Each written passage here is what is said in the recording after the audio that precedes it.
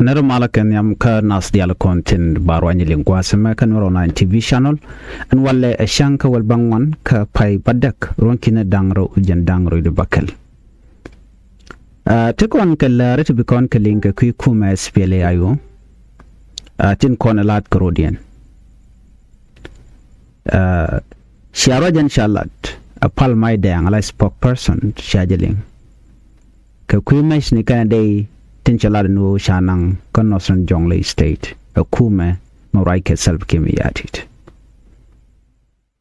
Banarach, Kaquikanamo, Banarach, Kaquilok, Naikon the other corner Lat Corotian. A man a plan down and take a Kume as Spelio, raiding the diality. Can Joan Dana Charlotte,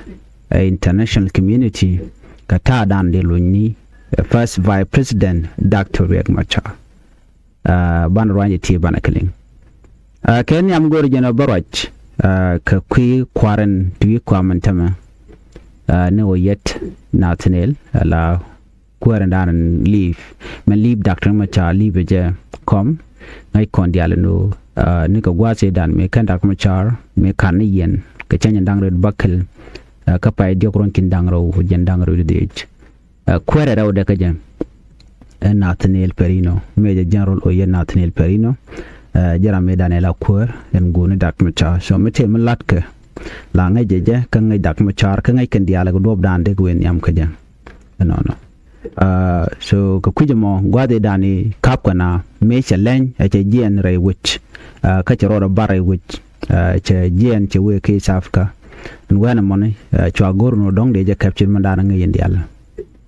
Me barro deje ngai ke je ne tungwan ngai ne tungwan che barro do bang che ro barro do bang ko ngai ke je gwanu na tenelo yet ram kelm bumbum ka ram kelm le de long ko de kuma spela yo der chong do me cha kabene kuma spela ay won tama der ria gwade dan me che jen den te ga te wala che restructuring che jawlat che goro be ngaje no ka ngantala lo yal ka kuma spela yo tungo chung kel ke dak macha ti dial to chokalat and chua gorno beri dial bakaga ko ngaje no te ni tungwan te ko ba ngit ken ba ka ger kayo chune tungwan chua goro ba wuch bene ko ken bagalat gosniken kajan gwazo ma che te garolo ngwan charanen lokaje ne to ko ken che wena ko kwet keje ke lat keje johor and still kana goro no beri yakate ka gwazo dan charanen me mintim me dan me chaje me cha kwit ke gwade dan le dawo da ngwan da ka gatin te ka ngwan chude la okay kaja jan che ne dia che door che open to everybody netin content kujenu ka ji SPL ayo ko gor ke tak macha second dia lip tok ba mani ti che de lip tok ba ka kwika na mo me sha lawti ka dilwa re mo and then sha natnelu yet chalo nyoka me joga jeno jin chiti go shikalet and it dong guru de dagmcha de kan blok so ne to ke jene self kem yadi to goro jeno de kuma SPL yo de jarakan jinatnelo yet che bom ngwasmo a sho kormo sho jeter shawinten cause ngeje gwanu melede gwanajen kwijinu bin ke kwi South Sudanese a che dier ko jene ran Equatoria ke chenwar ledne jen wona me badilat me jaga ko jen tega chonko betin kono lede ka dob dande kumun nyam goja tega chonko baroda lat bakala teni de gore jeno de chak ban je kuma SPL yo but then ko lat lodge bako shagwad mo che jek ajaram la acting chairman tama ka commander in chief of the SPLIU which ka South Sudan a chetre ke juba che mandar ngai kono ko gor ke jeno jende je yen che dob dana sha jeni dak machar gor ke jeno jende je lugba che ke dob dande lung dak machar gor jeno kuma SPLIU de jabat cha gor jeno tene de roy ke kwide so che bom che mandan le che jelat kona ben gwasame right now right corner ko kwi dob dan en tike dak machare ti jen che kon dia la ngach no right now la gwada dan cha gujeno bum ni jen entama ko kume Dr. Riek Machar ala kuma SPLIU chagu jenu jongle kana apnal godangro te chala do to bom teten mi jen wi yunti stadium wi je ka goda tiene neten konen shun kel ka Dag Machar ko runen to wan cha ka bot ke cha ka cha wi den chaje kuma mo rai ke selbe ke me yadi aka kuje mo ko ne de tie gor kon de kan jongle de kana da gwada tan war tikutin and then je ticket problem to wan cha da lat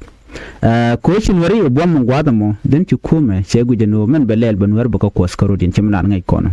de ban ce ji ko tiro ya bace ko skaro din ngai kon madana to ko western ko tiro ya kan eastern ko tiro ko te tini shang all the time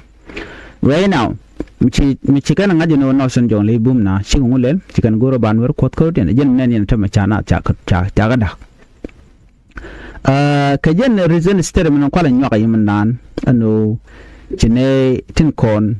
atilla ne Dr. Machar chike spokesperson palmai dang cheben yal ka jaw en gonena cha mech cha kanang re wich ka juba sorry cha mech cha kan ka juba cha kanang re wich kanos jongle kan me de nang to ka menguka tin na de long ka me de ton ka me de changa jenu de nanga ke ka do bada ngai kon dia len jenu wadek ne nat ki wadeng ne dordana tin wote gatin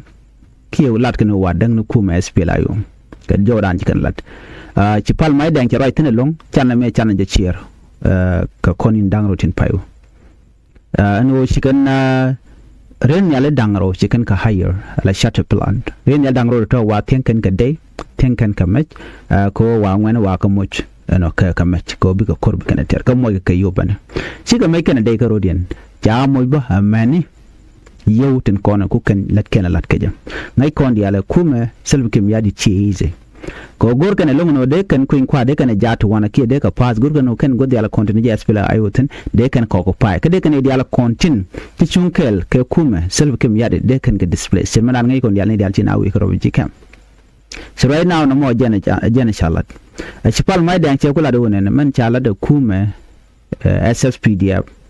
ano bikan maj bikan nang ka jongle state kano san jongle cha jojan tamano a shiga kore kana tok kore cha tok a kore mo kor mi jak cikan de ne aspela yo cikan ka makka cha nyo mu lo ka joka jeri pore dane channel ngene so na me meten wana so kore mo jaten kwal goro ba ngaji win mon ci pal mai dan celat ka media na dial celat radio tamazuch ko jen media dan la nyinken mala post jay radio cikan mala post ko jay radio kane tekel ke selke mi adit ke juba so cikan mala post toto so radio tamazuch kan sudan post kan go ko kan kalatin ke bukan post ke media ka Facebook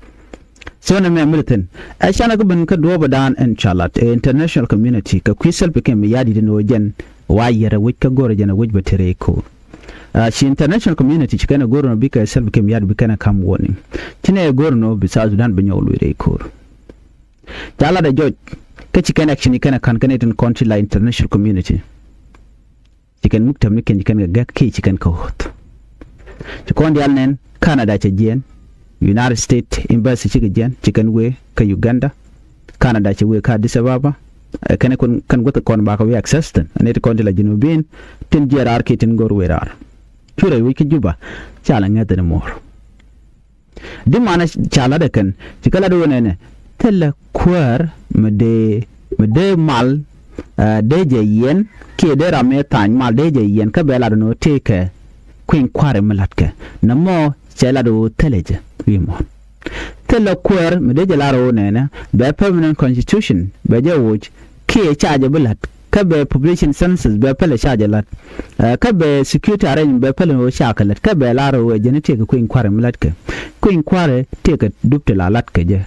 chere me da ne shi kana gar pinke cha document ne ka kartum kam da kane Dr. Machar me dan ti kono mo chana jenen en do be da ne cha tanya da Machar kan selbe kim yadi cha tanya nodi the transitional government again would be carbon ba power sharing balel to kiri yarnamo then manawe ka ngodial ko ken ba ka training in 5 force ko South Sudan shanga dana ko in kwade cheben and then bikana biken ko gang to dialo ya yara self kem yadit right now self kem yadit lenne campaign karwada even bondi al ko ken ci do tele bon mi bondi al ci do register teram competent tam kana self kem yadit ko do na ka self kem yadit ka youth ramors kida la shal ka no ruwaini ka pintu cha lat ke tin la linga kam na unconfirmed report ba shala da wone ne shi self ke mi yadi shala da no chen ko inquire bilat kan Dr. Machar kan kon brare tijan na mo jan dan chalat kwa kuch mi talk wala chi talk of course den che campaign chelat kanga ki jene diala wodi cheng dak ma charbo cheng le campaign tere ti jen dak ma char can still pass ke kan activity in corning week berar wal che berar as long as ram mo misha allow ko beteka competition dung presidency ngoda badara pata cheng tere ti jen ko ne diala kontin chunga kaje wanka balkani ne tin konshun kelke self kem yadit so kuja mo shi mission major to ki international community la do de mo self kem yadit we niam ke kuin kware ka jano charam dala peace partner ka je yen kana je kwara ma tele mishale mal so ti na ci ka dwal ko human being la do la ja sense la ja ngweje la ngaje no te kare ga ngwat mun so mi ta ku men spela yo charge lockout they know that spela yo take neka take a jikor some new dode bu korbo ni janyam an election ya mal chebno election me go lat ke je to bi korba tok balat ke je ka dupli chare ndi chare le ka gwa dupli take transparency take a payri tele degne so jen do danen la queen kware la jalat ke je ban mu queen kware one side te mu kwa selu ke mi yadi le campaign en tema ano beche long ko de mal der we wonyam kuñ mo ko be mal barode be ben selbe ke mi yadit be deployment la dem ke neka kamo jana ka mech te jaka jongle state ke jagon diala ko ken be gadel kapchong ko shi na shi ka force jen baaji lo ko jamo ki jen pat jamo chi jen man dini jen o jin bu dum malatin gorgen o de lad bi ka gor jen do da na nyam ko jen ne me da la je report ande ko na ling ene bar nyo je kana da report biata ka mal bye bye